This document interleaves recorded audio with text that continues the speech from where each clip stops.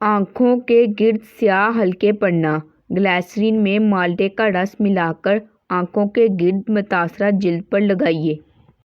دبلا پن، انجیر کم از کم 10 عدد روزانہ کھانے سے دبلے افراد موٹے ہو سکتے ہیں۔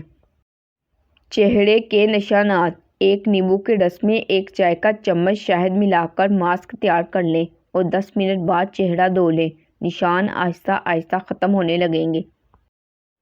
سر درد، ایک سیب کو چھیل کر باریک ٹکڑے کر لیں، ان میں تھوڑا سا نمک اچھی طرح مکس کریں اور یہ امیزہ صبح نہار منہ کھائیے۔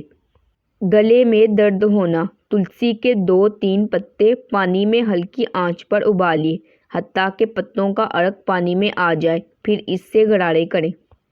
ناک بند ہونا، آدھا کپ پانی لیں اور اسے گرم کر لیں، اس میں سیب کا سرکہ اور چٹکی بھر پسی ہوئی لال مرچ ڈالیں اور مکس کر کے پی لیں۔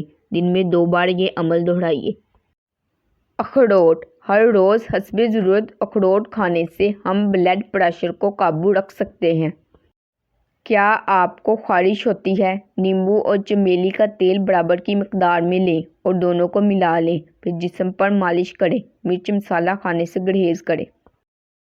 جسم میں خون کی کمی سے رنگ پیلا پڑ جاتا ہے، کام کرنے کی صلاحیت کم ہو جاتی ہے، بار بار تھکاوٹ کا احساس ہوتا ہے، سر اور ٹانگوں میں درد رہتا ہے اور طبیعت میں سستی غالب آ جاتی ہے۔ اس صورت میں ایسی غذائیں کھائیں جس میں آئرن اور وٹامن سی وافر مقدار میں ہوں، مثلاً خوبانی، آم، سیب، نیمبو، پالک وغیرہ۔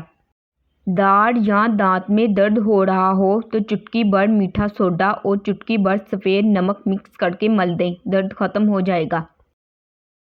سردیوں میں بلغمی کھانسی، خشک کھانسی، دمے کا مرض عام ہو جاتا ہے۔ خالص شہد کو روزانہ خوراک اور چائے وغیرہ میں چینی کی جگہ استعمال کیا جائے تو ایسے امراض لاحق نہیں ہوتے۔ اگر صبح کے وقت ایک گلاس تازہ پانی میں ایک کھانے کا چمچ نیمبو کا رس اور تھوڑا سا نمک ملا کر پی لیا جائے تو یہ معدہ اور آنتوں کی صفائی کے لیے بہترین ہے۔